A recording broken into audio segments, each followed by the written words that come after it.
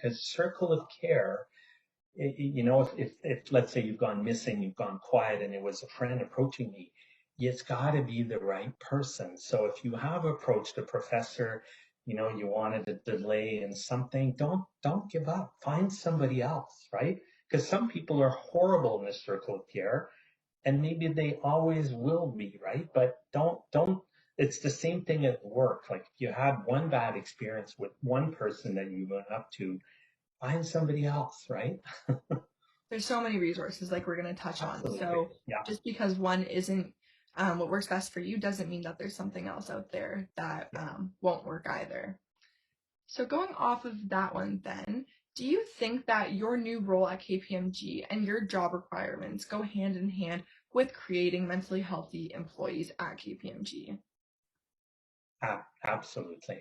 You know, it's I see a lot of scenarios where new team members point blank say, "I picked your firm because of the focus in this space."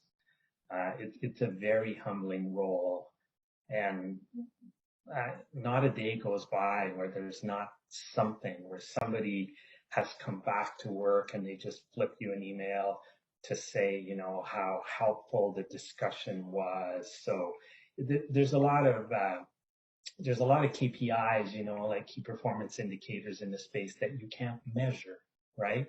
Somebody telling you, I really feel like I belong here. I've been accommodated, right? Like, so it makes a world of difference. And, you know, Gabrielle, it's not just the title, it's focus in this space. You know, I want to be careful with our listeners that it doesn't matter if the organization has a chief mental health officer. What matters is that what are their practices around wellness, right? Do they have somebody that's accountable for this?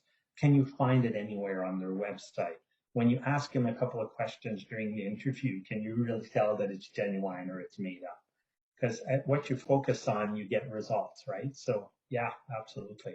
And we see it in our engagement, employee scores, and so on, right? Because we measure it, right? Simple questions like, how open would you be to ask your performance counselor for help? So we've been monitoring this for about 4 years now, so we can see if we're moving the dial or not. Yeah, so all about having those measures to go off of and then improve the practices is definitely something Yeah, that's really important to yeah, ensure that change is being made. yeah. So speaking of change, you were KPMG's first ever CMHO. What did this mean for KPMG as an organization? And do you think that it became a trend, not even a trend, but do you think that influenced other corporations in the corporate world to take change? Wow, that's an interesting question. I'd have to say yes, Gabrielle, because, and I'm gauging that on just the number of asks that I get of clients of KPMG and friends of KPMG who just are curious about the role and what I do and how I went about it. So I probably have 3 or 4 meetings a week now with friends of the firm that this is on the radar. They want to augment it being on the radar. So I would like to think that yes, I mean, that I'm contributing in a way to society at large. The role was created for me when I told my firm that I wanted to take early retirement. I am semi-retired in this role, and a lot of it is a community voice, you know, helping out universities like this, recently the Toronto Board of Trade, Niagara Innovation, the list goes on and on and on. But I think the more we talk about this corporately, the more I think we get change. And it's interesting, you know, LinkedIn is a tool that our audience today, it's interesting where I have reach outs all around the world. I got interviewed, I was on the cover of CPA magazine, and folks who Google my name um, will find that article, but you know, just that article got viewed 44,000 times and reposted 1,000 times. I would have never thought that. And people quoted that they saw themselves in my story and it triggered them to go get help. It was called the quiet crisis. So if people Google it, they'll be able to find it. And also, if people Google my name, Denis Trottier, they'll find a video of my lived experience, Gabrielle. And if nothing else, please view the video. And if it gives you hope, or if you can use it to support a friend or a colleague or a parent who's suffering in silence, that's why I did it. I did read your CPA Ontario article, and it was truly inspiring. And I think that, like you said, all it takes is reading one thing, watching one thing, or seeing one thing that ignites the spark for change, which I think is truly something special about this space that we call the corporate world. I guess off of that, then, with your role, what do you think has been the most rewarding part of this new role for you?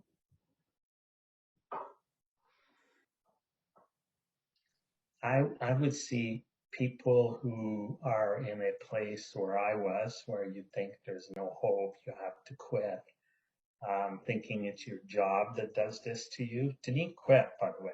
Denis walked into the big boss's office with tears in his eyes and says, "Can you drive me home? I've had it. I can't do this anymore."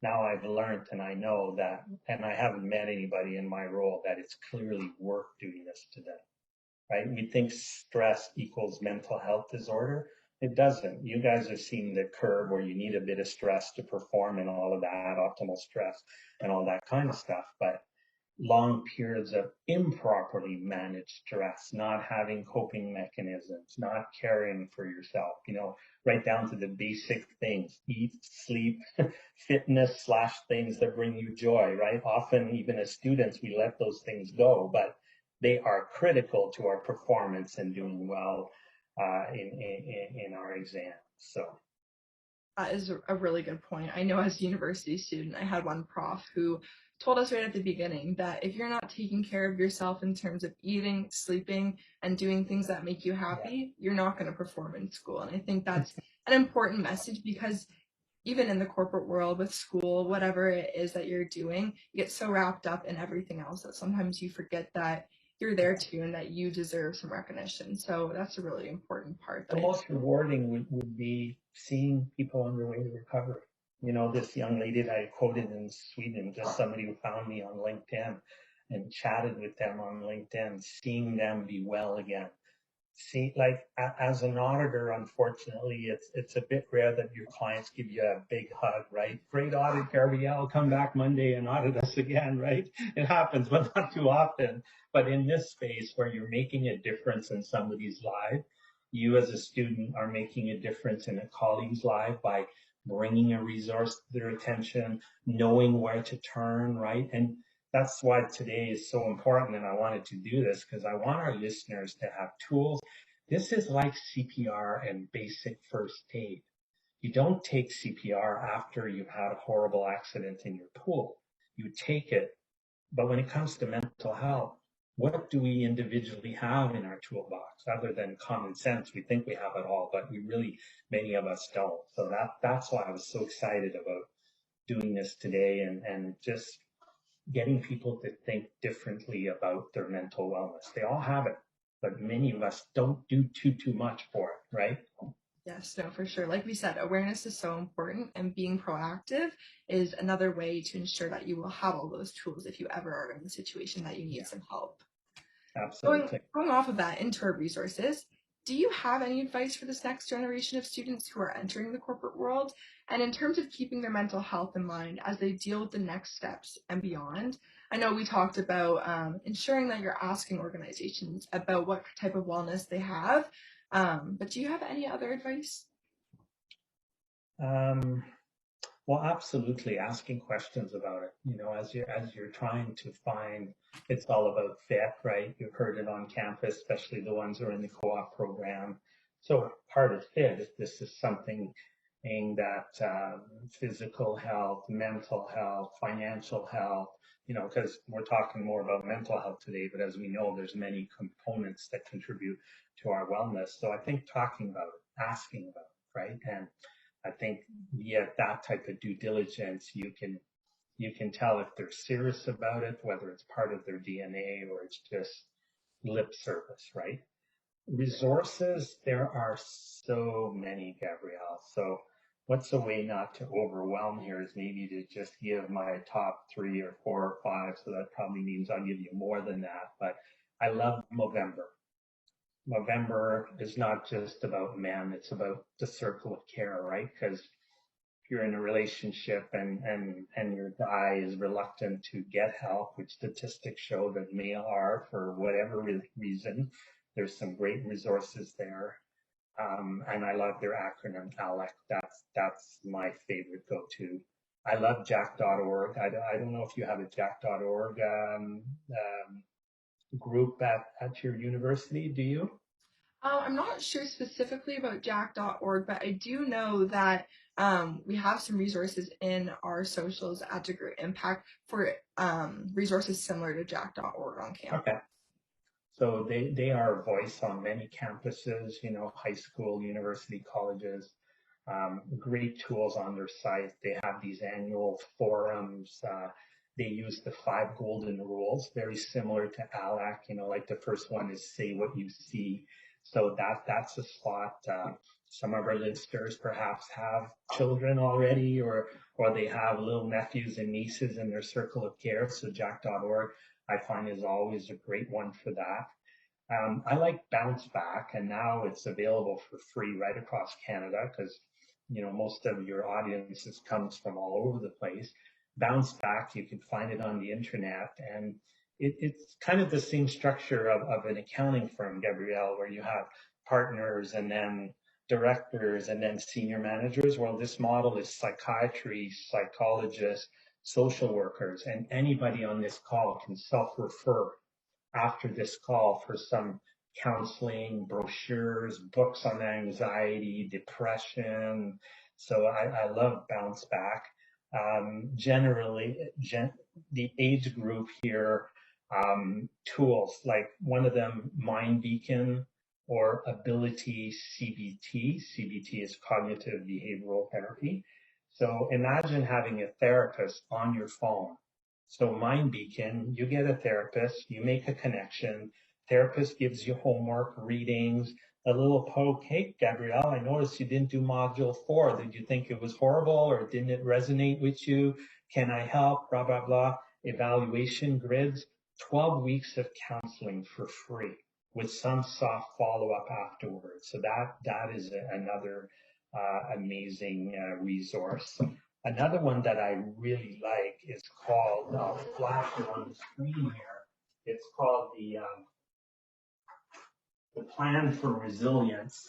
And if you Google this, it's very generational, a young lady doing yoga. So it's exactly the age group that we're talking to today. But I love this document. It was developed by the Center for Mental Health in the Workplace. There's a section on choosing healthier habits. How interesting is that? I know a lot of folks who kind of go down that list, try something new, and they found a new tool for their toolbox. There's a section on doing a stress profile on yourself.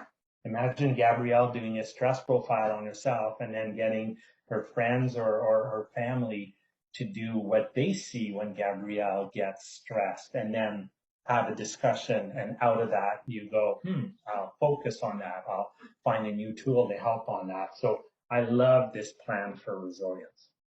That is one that I think as well, folks listening on the call where perhaps their circle of care, mom and dad in many cases, aren't very good. This is a good one to download, a hard copy, print it, and when you go visit mom and dad, you just leave it on the coffee table. And then what I find happens is mom and dad start looking through this and they go, that's what my son Denis or my daughter Gabrielle were going through, right? It's education. So, and I also love the continuum of mental health. This, you can Google it. But what I love is it's like a dashboard, right? See how it goes from green to red? And it's all day long, right? You're going into that class with that naughty